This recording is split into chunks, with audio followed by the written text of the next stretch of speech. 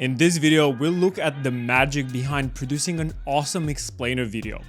I'm Edward Stenga from the Explainer Company, and this is our YouTube series on explainer videos. If you like this type of content, you can support our channel by gently tapping the like button and subscribing or clicking the notification bell so you always get updated when we release new video marketing content. So let's get straight to it. So in this video, I will describe the process that we go through here at the Explainer Company when we produce a brand new video.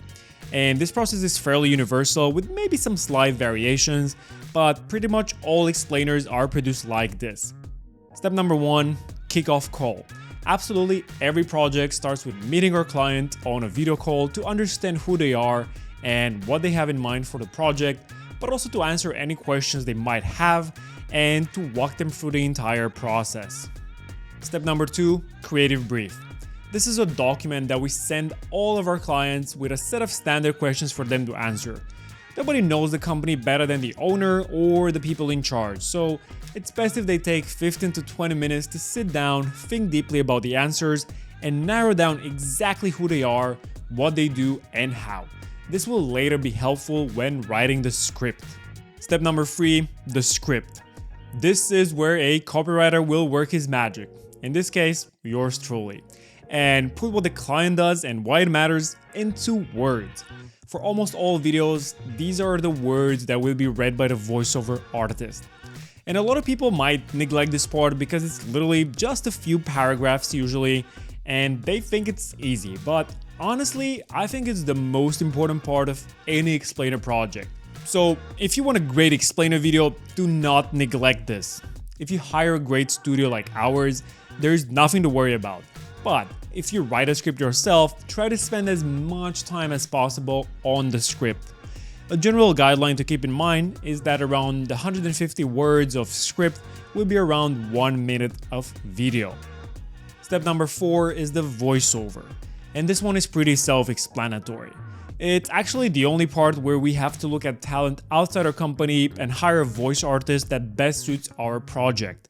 And this is where we look at things like what language we want to make the video in, and usually it's English, but if it's English, do we need a North American accent or a British accent? Or other things such as gender, age, and style. We'll go a little bit deeper into how to choose a voice artist for your project in another video. Step number 5, storyboards. And same way you build a house, you first do a couple of sketches and make the plan. You don't just start laying bricks directly and then try to decide where you put a kitchen later. Same with a video. It's important you plan everything ahead so that the team and the client are all on the same page. And this is where we take the script and break it down into multiple scenes. Then we come up with visual concepts that would best bring your script words to life. Visual storytelling is an integral and fascinating part of creating and explaining a video, so the storyboards is where you can get quite creative, as everything else that comes later is literally just executing the plan. Step number 6, illustrations. Once the client reviews and approves the storyboard sketches, it's time for the illustrator to build fully designed scenes.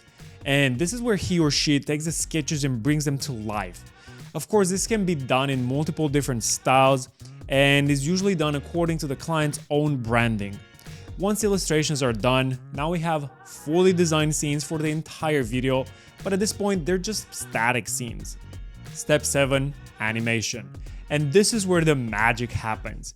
A motion design artist will take all the static scenes from the previous step and together with the voiceover, we'll start animating each scene and match the timing of what is happening on screen with what is being said by the voiceover artist.